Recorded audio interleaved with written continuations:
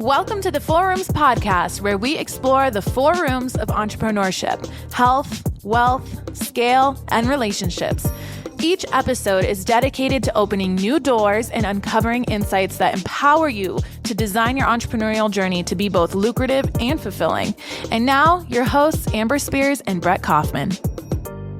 Welcome back, ladies and gentlemen. I am Brett Kaufman. I'm the co-host of the Four Rooms podcast, the one-stop shop for everything you need on how to scale in your health, your wealth, your relationships. And like we always say here, you're only one relationship away.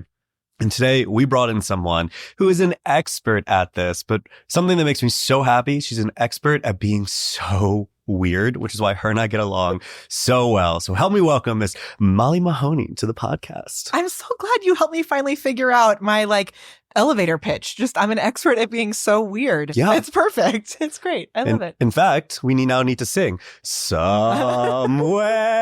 Over the Rainbow. Because that's Molly's thing. Every time she comes on stage, she sings. So would you like to tease the audience with your vocals? Do you have a specific song, or do I do that song? No, why don't you do Defying Gravity, Wicked. Did this really just happen? Is that Defying Gravity? No, that's Wizard and I. I hope you're happy. Oh, yeah. I hope you're happy now. Okay, maybe not. Maybe... Look at me. I'm as helpless as a kitten up a tree. Do you know that song? No, I was not singing. Listen, I was voted most likely in 5th grade to win American Idol. But then in 6th grade, I hit puberty. So that was the complete end to that thing. Okay. So yeah, it hasn't been. You're making it. It's good. Yes. Other talents among singing, but not At some point, Justin Guarini and I are launching a podcast together. You can go to the Instagram of it, which is That Confidence Thing. We just have been too busy to actually make it happen. So all we have is the logo. But, Justin Guarini, American Idol. Yeah. Well, you guys that's actually true. It's true. If you go to That Confidence Thing, there's a really awesome podcast logo, and that's all it is, because we kept pushing it out. Yeah. So yeah, we have the whole thing mapped out. We have it's like an eight episode thing, and we have every episode is mapped out. We just haven't had time to create it. Oh my God, that's so fun. And it's all about bringing out your inner confidence. Yeah. Good for you. Yeah. That's so cool. I think it's the most important thing for people to get. Well, because this morning, at our stage, because, for those who aren't listening, we're at our LA intensive. There's about 50 to 65 amazing, all 7 to 10 figure entrepreneurs, just incredible people. You were on stage and you were talking about GPT stacking, which I do want to get into, but I want to pull back, and you were talking about how to find your weird. Can you go into that and what that actually means for people? Okay. And I think this is so important. And also, to backtrack one more second, I just really love you. And I'm so grateful that we're here having this conversation. So thank you. Yeah. So when I was currently we help people create content. Back in the day, I was a musical theater performer. And it's really scary when you're going into an audition and feeling that you have to perform in a way in a 2-minute situation and impress people. And it just was really soul sucking at times, because you're always wondering, what do they want to see? How do I fit in? How do I show them what they want? Which you'll never know. Yeah. So I realized during that experience there's some other things that happened when I was auditioning, where I realized the only way I'm going to make it in this is if I really just figure out who I am, and that's what I bring to the table. And so now when I work with business owners, we always start with figuring out what it is that makes you awesome. Yeah. My kids know we believe weird is wonderful. And so it's, we have this list of 20 things that you write down about yourself, about what makes you awesome. Okay. So let's break that down. So we have someone being like, oh, I forgot to tell you, I'm psychic. Okay. And so what that means is whenever I'm in this room and doing these kind of podcasts, I can feel the questions coming in. It's like a live call-in. Yeah. But you can't hear them. Only I can hear them.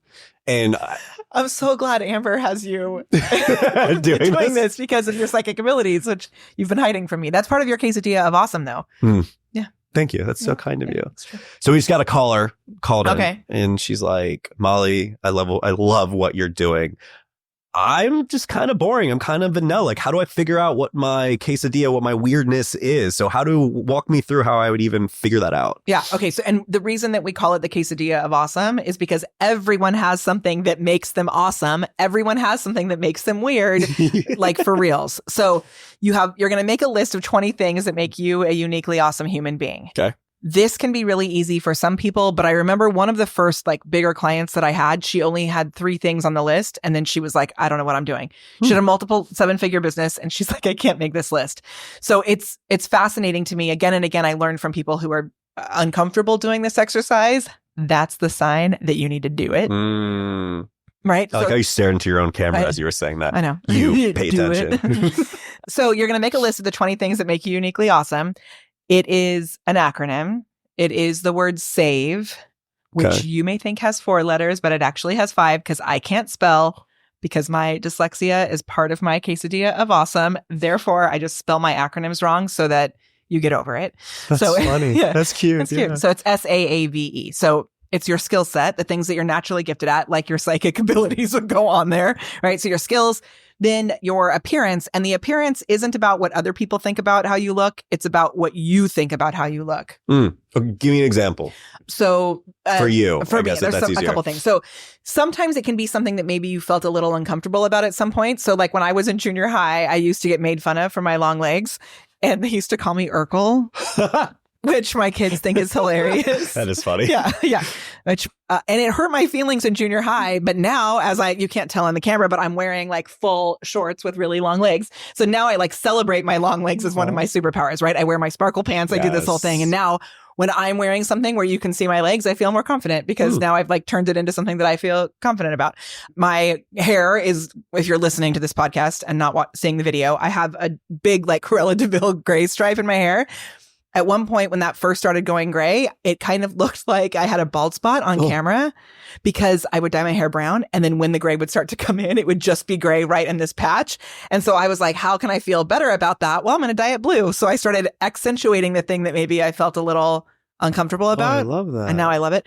Big earrings. I really love wearing giant earrings. They just make me feel more confident. So when I have these things in place, I know I can show up with more of like I'm here, I'm ready to go. So that's awesome. Yeah. Did I ever tell you I used to have a rat tail? No. We never had this conversation. No. Yeah. So when I was in 5th grade, the first Star Wars, so not number 4, like one comes out, and young Anakin had a rat tail. Okay. And so like I was like, I want to be a Jedi. Yes. So therefore I grew a rat tail because I would be a Jedi.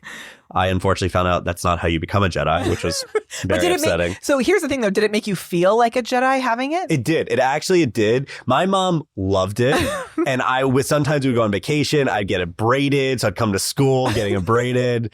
But I remember this one moment where I was in 5th grade now, because I guess I got in 4th grade, but I was in 5th grade now. And I was getting bullied for it because we're at that stage, right? Yeah. And I remember there was a jar that we'd write down anonymous notes. And then once a week, our teacher would gather us and like basically conflict resolution. Okay. So I wrote down, I'm so tired of people bullying me for my rat tail. And, there was no one else in the room that had a rat tail. So people very fast knew that it was me. Yeah. So it ended up getting cut, which was a sad experience. But having a rat tail was part of my quesadilla of awesome. Definitely was. Yes. 100%. I love that. So maybe I should grow back out. I mean, you totally could. I don't know about that. I think the beard. I think the beard angle is a better. I think your beard is awesome. Yeah. I do appreciate that. Yeah. Cool. Yeah. So now that's your appearance. Yeah. Then we've got activities. So those are things separate from your business. And at dinner last night, Jonna was talking about rock climbing, and it gives us something. We were talking about surfing, like talking about those types of activities. It not only affects your confidence, it gives you something to post about social media wise. It gives you something to talk about at at a dinner table. So the activities separate from your business are really important. Then the V is for your values, and that's really important to. I was thinking about Brett and I bought a domain together. That's right. We're about to change the world. Tell everyone about our domain. So one of my values is that, our top main values are kindness. Also, this has been for a very long time. We stand for joy as a fierce form of activism. So I don't know if I've ever told you this story, but years and years ago when the San Bernardino shootings happened, I had some friends who were in a mom group, and one of their friends, so like slightly removed, but one of their friends, her husband had been killed in that shooting in San Bernardino. And I just remember my kids were really, really young. And I remember standing in my kitchen and I was like, I had never felt so helpless that I wasn't going to get involved like on gun reform or whatever. Like that wasn't the direction that I felt like I could actually make any sort of difference in anything there. I just knew that I needed to do something that would make, honestly, selfishly, make me feel like I had some part in being able to help to curb whatever insanity was happening. And it's one of the only times in my life that I had a full, like, from the sky, from the universe, from whatever, download where I was like, hold up, you are actually doing something, which is to help kids, adults, whatever, to really understand who they are and know that they're loved and to stand for joy. And this is something that people say, like, you know, energy is contagious, and that I have an ability to be able to help people pull out the things that make them amazing, and like the quesadilla of awesome, you know, that kind of stuff. And imagine if everyone had that love in their life, if everyone had that ability to connect with their own unique joy, I believe that would curb some of the violence and the shootings and all that kind of stuff, right? So we started this Stand for Joy thing, and I have this plan that I want to go into schools and, you know, as like a future plan, whatever.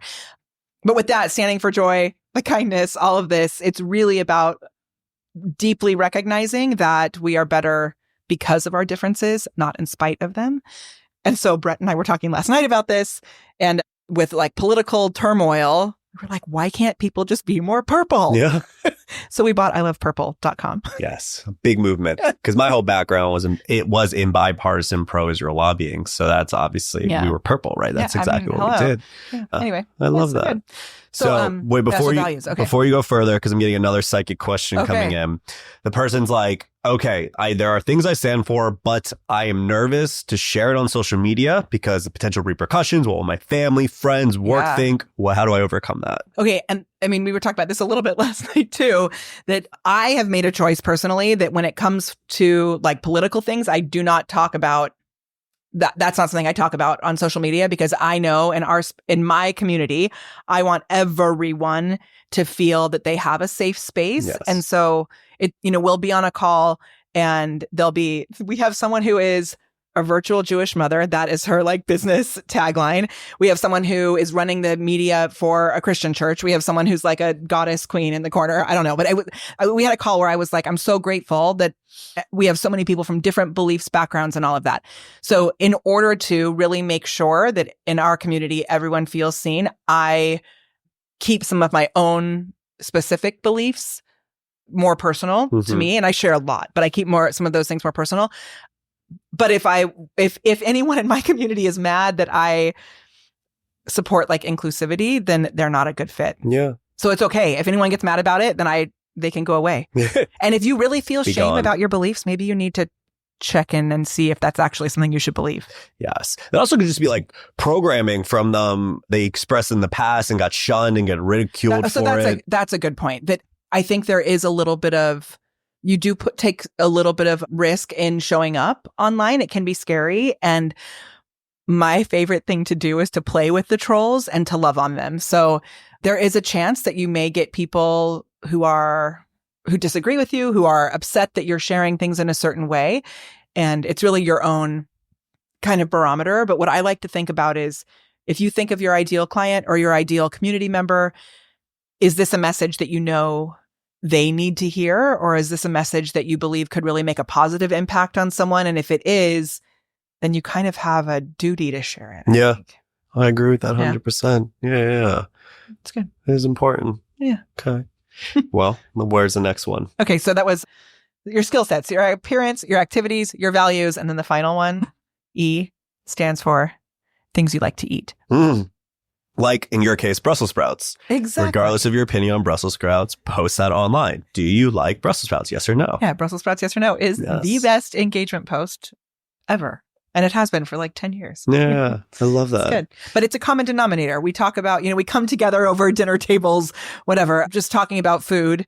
The Brussels sprouts thing has worked so well for so many years.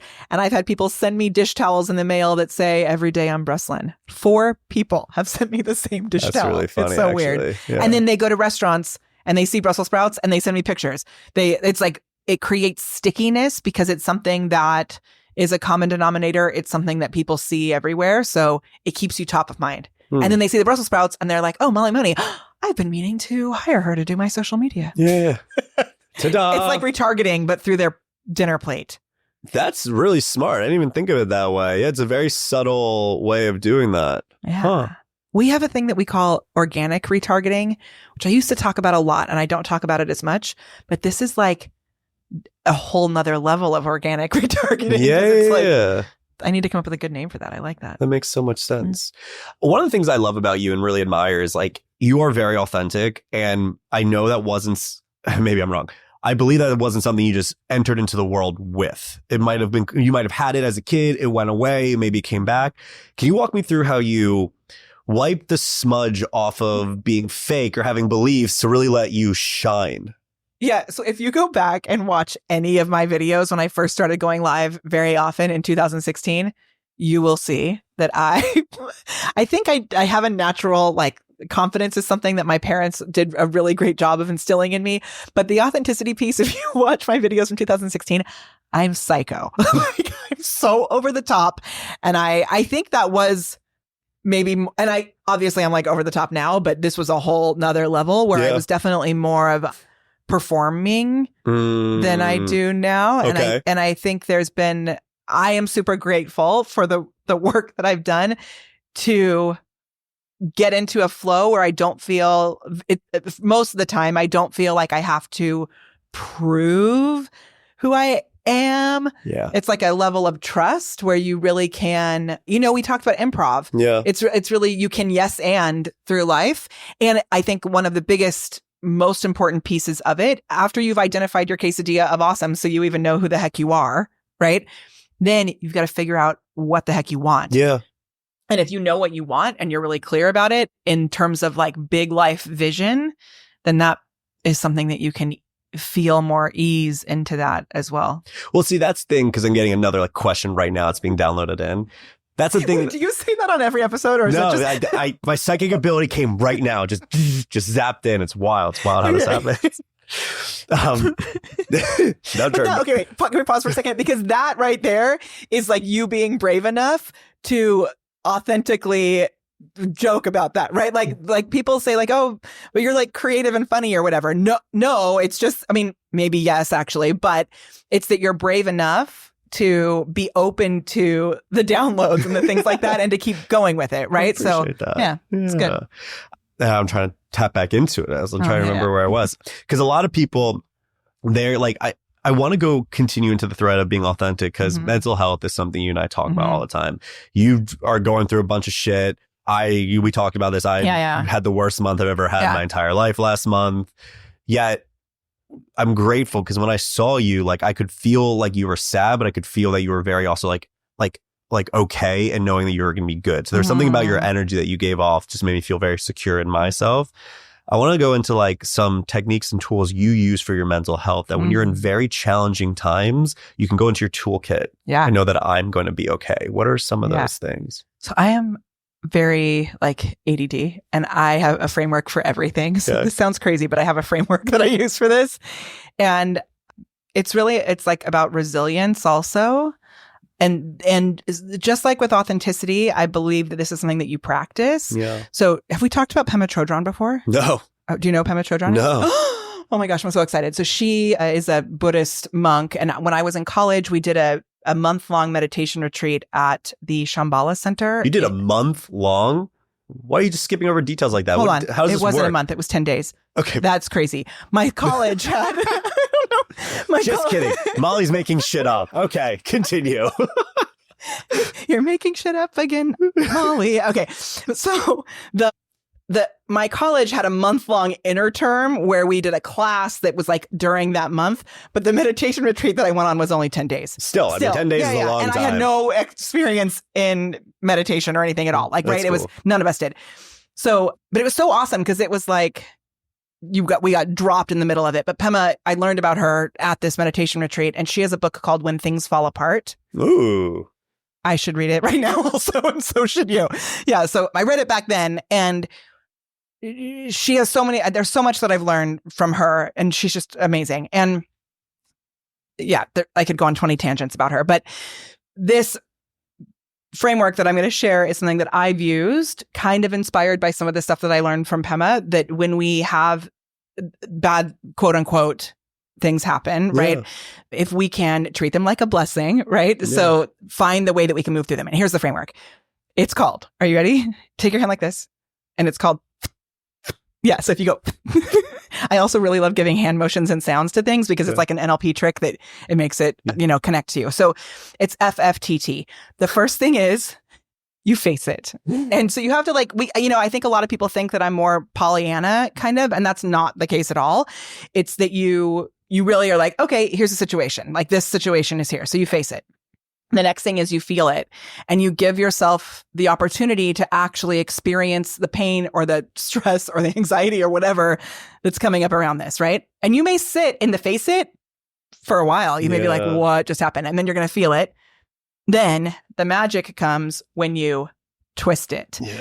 And so literally sometimes I'll just be like, how do I make this a positive? How do I make this a positive? How do I make this a positive? One time I was on a cruise ship with my husband. This was a very long time ago. And we had some drinks when we got on, and he decided he's going to be mad at me for telling the story, but I'm going to tell it. He's awesome. But he decided it'd be funny to heckle the dancer who was doing boat drill because he and I both worked on cruise ships before. And I don't know what planet he was on, but I literally wanted to throw him off the boat. I was so mad at him. And now it's funny looking back on it, but he was in the back of the cruise ship, shouting down, making jokes with not okay.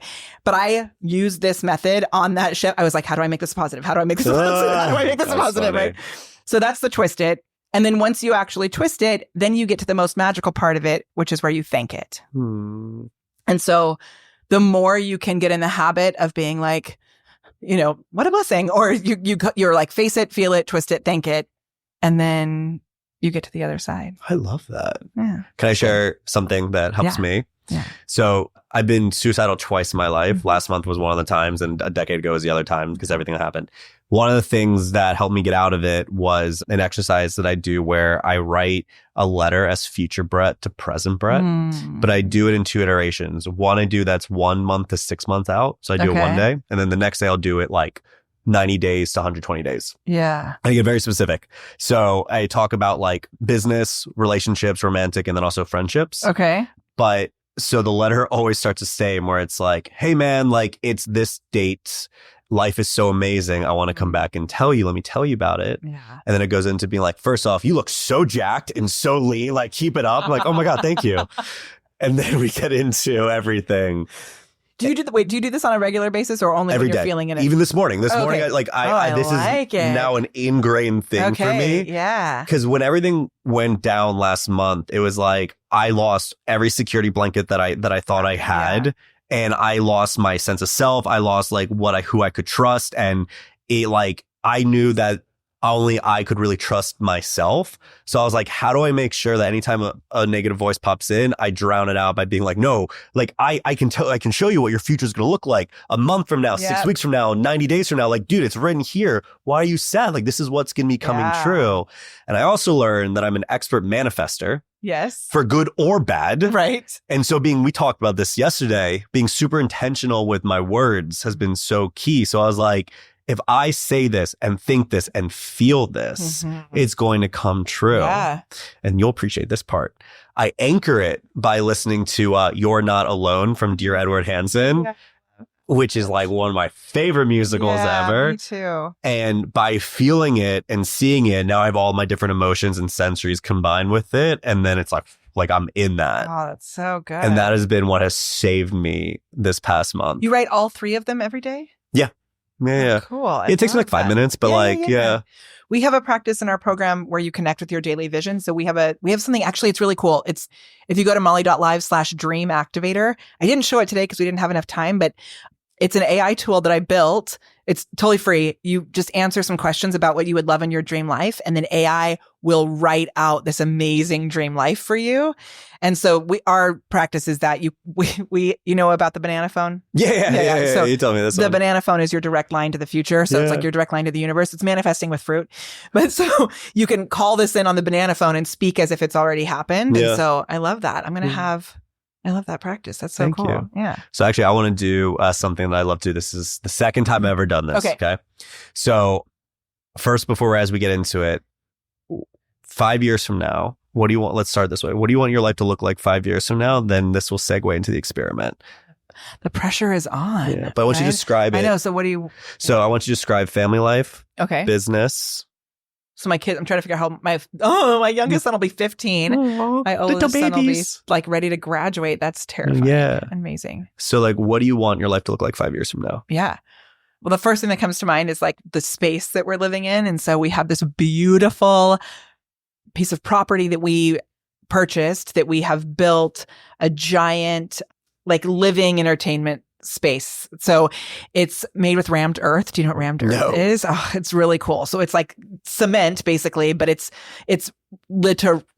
actually rammed earth. So it's like compressed earth. Okay. And the whole building is made with rammed earth. It's very humongous ceilings, and this beautiful view of the mountains and giant windows. And it's kind of a convertible space. So it can be just one big like ballroom, or it can be split in half. And then we have a bedroom and a kitchen there. So we can have lots of people to the house. And I'm so grateful for that space.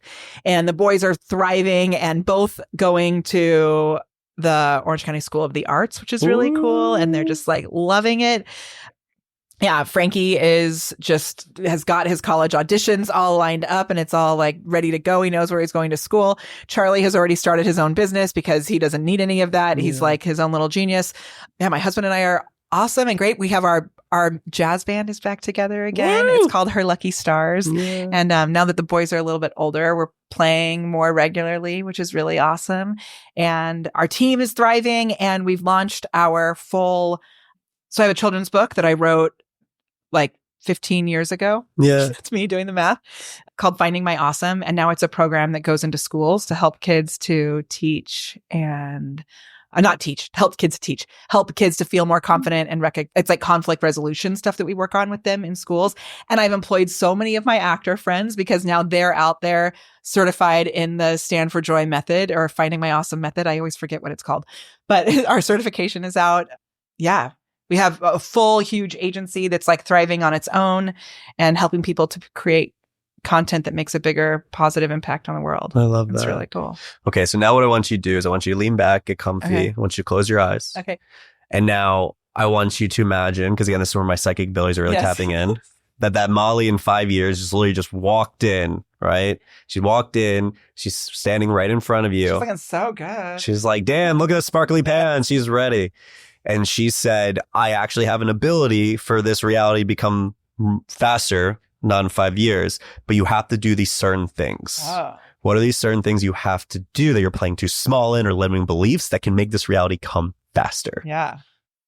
Okay, so wait, so what am I doing? So now if you're having a conversation with that version of Molly, okay, and she says, if you do these certain things, you can get to that level faster. So what are these certain things that you need to do to get to that level faster? Okay. Am I staying here with my eyes closed or am I? However you want to do it. Okay. So the first two things that came to mind, this is a cool exercise. Like, I know. The first two came to mind, which have nothing to do with like what maybe you would have think, but is stay off your damn phone first thing in the morning because I am always working at 6 a.m. I am in Slack every day at 6 a.m. because that's when my team starts and I'm still in bed and responding to them, which is like, I had gotten really good at getting up and walking in the morning and not doing that. But I had surgery recently, which has made it doesn't seem like having surgery on your wrist would make it hard to walk, but it's any sort of cardio like inflames my whole wrist and my arm starts throbbing. So it's been difficult. So that's the first thing. Stay off your phone in the morning. Drink less. I don't drink very often. And that's a lie. I drink several times a week, but I think I was telling you that I've been really into these like non-alcoholic, like mushroom type drinks or whatever. And I know that when I do drink more if we're like out having fun, I don't feel as good. So I think drinking less would be good. Those are the two random things that came to mind. That's perfect. Yeah. And then just the third thing would be that when I tell my team I'm not going to be doing something, actually don't do it. Because a lot of the time I'll say, okay, you guys do this. And then I still jump in and try and help. So that is very fair. Yeah. I love that. And that's perfect. That's what came to mind. So we're getting close to the end of this. We're wrapping up. You are at our LA intensive. There's about 50 to 65 amazing humans downstairs. You just finished presenting in front of them and got to connect with a lot of them. So someone that's not here, how would you describe the room that you're in right now? Yeah, there's so many things. So I was thinking about this at lunch today that I don't know if I've ever been in a room where it's felt so easy to just sit down with anyone and jump, whether or not you know them or know what they quote unquote do or whatever, to jump right into a real, deep, meaningful, like valuable conversation. Yeah. You know, without any need to get into. It's not that every conversation is about business necessarily, but it's a open, vulnerable space where there's no pretense. That is something I was thinking about at lunch today. And then also just like so much value and no gatekeeping from each other about the value, just people being really willing to help. I also was thinking about how cool it is that Amber has set it up in this way where like every person is getting served in their own unique ability. I know you've told me how awesome this is for years, right? And I'm not sure because this is my first, I've been to the big event, but this is my first smaller quote unquote event. Has it been like this before where they're all the breakout rooms? Mm-hmm. And yeah. So just having all these different opportunities to be able to be served in so many different ways by so many different people is really, I'm a mastermind junkie, as we've talked about. Yeah. And I've not ever experienced that at a group before. So someone that may not know us, or when you say being served in so many different unique ways, what do you mean? So right before coming up here, there was a room that I was in that was all about, and this, I'm just going to say this one first. Let me actually go back a little bit. So yesterday, the first room that I went to was all about operations, and each person, there was maybe 6 of us in the room, each person got basically a hot seat all about operations. But there's a lot of people here, so not everybody was in there doing that. The next one we went to was about delegation, and then each person got a chance to talk about their own unique situation, delegation. The hot seat with someone who specializes in that, right? Then today, right before coming over here, the room that I was in was with someone who works, she's like an informed trauma therapist or something. And she was like, any questions that anybody has or wants to talk about in this. And then she was like diagramming her frameworks around the way that we navigate our like, you know, inner child, whatever. It's just really cool. Yeah. I had an amazing conversation randomly with Kyle, who has not, this is not what he does business wise, but about like trusts and life insurance and things like that too. So wealth management, all that kind of stuff. It's just, it's varied in a way that is unprecedented, I will say. Yeah. Because we try to serve the whole entrepreneur, health, wealth, relationships, because that's what we believe. We're grateful that people in this room, thank God, are doing well financially. But there's no point to do well financially if you're not also rich in the other areas of your life. Yeah. So that's what we love about being in rooms like this. And we're so glad you got to experience our events. Very exciting. It's awesome. So where can people find you? Yeah. So my company is called The Prepared Performer, but really I am super active on Facebook. So if you look me up there, Molly Mahoney, or on Instagram, The Prepared Performer. But if you go to molly.live, which is a domain that I'm so stoked that I bought a while ago, molly.live, we'll send you all the places that you can find, all the places to connect. And I'm launching a new podcast called Authentically Awesome. Ooh. So it's cool that was like some of the stuff we talked about. Will you be on my Authentically Awesome podcast? No. Great. Absolutely not. We have learned that Brett is really good at staying authentic to exactly what he wants. And now he's not on my list of people that I'll reach out to. My evil twin will be on there, but I myself will not be joining the podcast. Cool. It'll be perfect. Yeah. Well, thank you so much for being here. You absolutely are amazing. Thank you. Yes. Hey, and thank you for being here too. I feel like I'm like Mr. Rogers today, just continuing to make sure that you know you're seen too. So it's good. Well, ladies and gentlemen, that is a wrap for another episode of the 4 Rooms podcast. I am Brett Kaufman, the co-host. Remember, you're only one relationship away, and keep doing it. We believe in you. Thank you for joining us. As we wrap up today's episode, we have something special just for you. If you've been inspired by what we've explored today and you're ready to take your learning to the next level, then our 4 Rooms Mastermind live event is the perfect next step. And because you're a part of our podcast family, we're offering an exclusive 10% discount on your registration when you apply and are accepted. This is your chance. It's your chance to build relationships with other ambitious entrepreneurs like yourself, to dive deeper into the 4 rooms of entrepreneurship, and to connect with experts who can truly help accelerate your growth. Simply follow the event link in the description of this episode and use the promo code 4rooms10. That's FOURROOMS10 on your application to claim this opportunity. This offer is subject to application approval and it's limited, so don't wait too long to make your decision. Join us and transform your journey with the insights and networking that only our live events can offer. Thank you for tuning in today. We look forward to seeing you at the event and, of course, right back here next time on the 4 Rooms podcast. Until then, keep balancing and keep growing.